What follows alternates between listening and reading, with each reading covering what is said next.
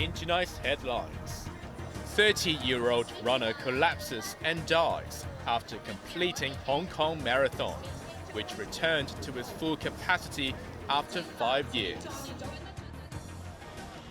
Indian Prime Minister Narendra Modi set to unveil controversial Hindu temple built on the site of a former mosque.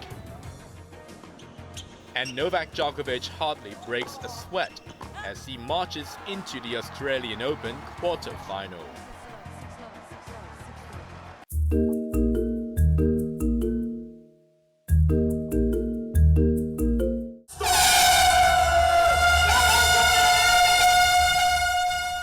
For the first time since 2019, the Hong Kong Marathon was back to its original capacity. Around 74,000 runners had signed up for the city's premier sporting event this year, after 4 previous editions were either scrapped or reduced in scale due to COVID. Chief Executive John Lee and Police Commissioner Raymond Siu cheered on runners at the starting line in Tsim Sha Tsui before dawn. Writing on Facebook, Lee said many more major events are lined up for Hong Kong this year, and the SAR government will do everything to support organizers. That included facilitating road closures, as parts of the West Kowloon Highway, Ting Long Highway and Nathan Road were sealed off since last night. More than 290 bus and minibus routes were diverted during the race. The roads gradually reopened to traffic from 1 p.m., with temperatures hovering around 18 degrees this morning.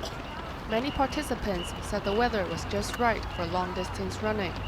While 22,000 entrants signed up for the full 42-kilometer race, another 52,000 or so places were reserved for the half marathon and 10-kilometer categories. A number of familiar faces were spotted in the crowds, such as movie star Chow Yun-fat. The popular actor said he was stoked with the lively atmosphere, but expressed disappointment with his time of 2 hours and 23 minutes. Financial Secretary Paul Chan, donning a bib with the number 852, Hong Kong's calling code, had signed up for the Leadership Cup, which took place at Wan Chai Sports Ground.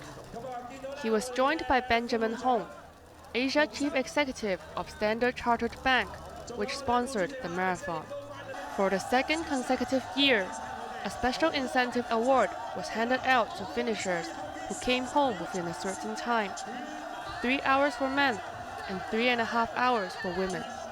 A total of 446 runners each pocketed $10,000, more than double the number of recipients last year.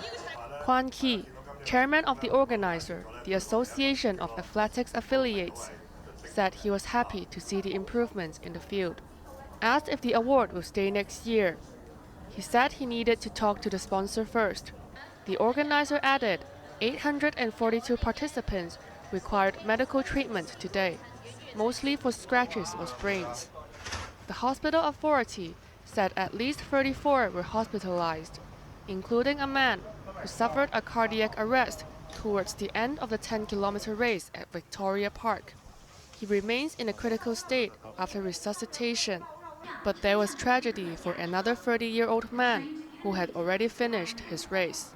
He collapsed inside Tin Helm NTR station shortly after noon and was pronounced dead at Rattonji Hospital an hour later. Janice Yu, Cable News.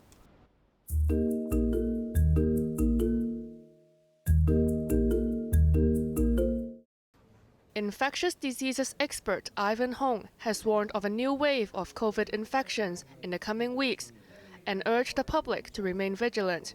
High-risk individuals, such as the elderly, children, and those with underlying illnesses, should take extra precaution and consider taking booster jabs.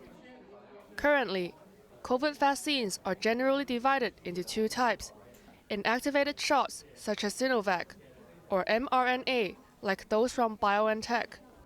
The Hong Kong University professor insisted it is perfectly fine to administer both types of vaccines. Very reassuring that it's very safe to cross over, and also the boosting effect is very good. The new wave of COVID-19 has already arrived, so it's still not too late to get the vaccine.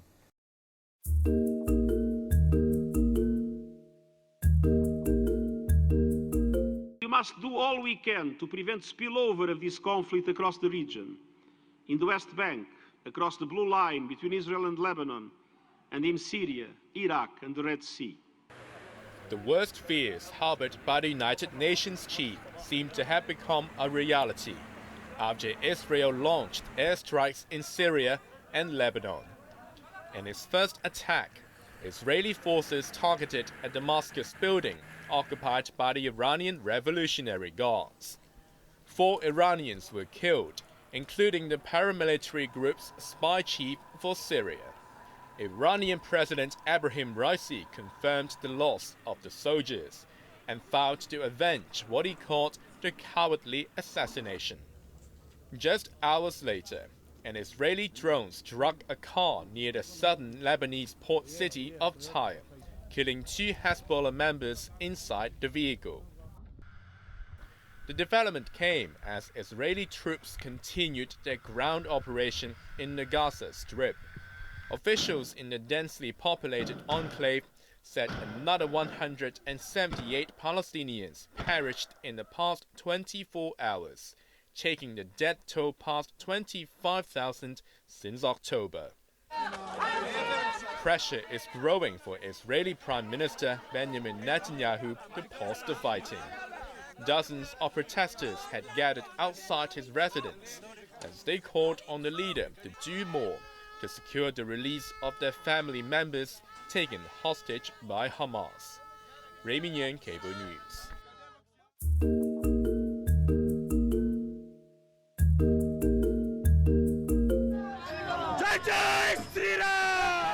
Glory to Lord Ram, revelers chanted as they celebrated on the streets of Ayodhya.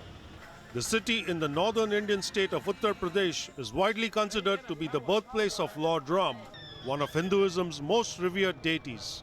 Keeping a campaign promise from nearly a decade ago, Indian Prime Minister Narendra Modi will inaugurate a temple dedicated to Lord Ram in Ayodhya tomorrow.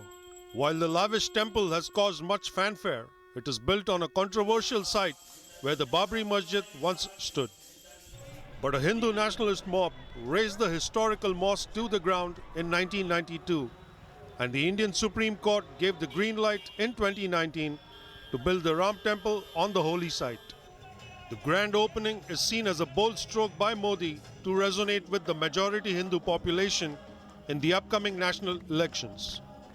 At an estimated cost of $217 million, many Hindus believe the project merely restores the original Ram temple, which was destroyed by Mughal invaders more than 500 years ago. Government offices will be closed for half a day tomorrow so that workers can participate in the celebrations. But most opposition leaders are boycotting the ceremony as they accused authorities of exploiting religion for political gain.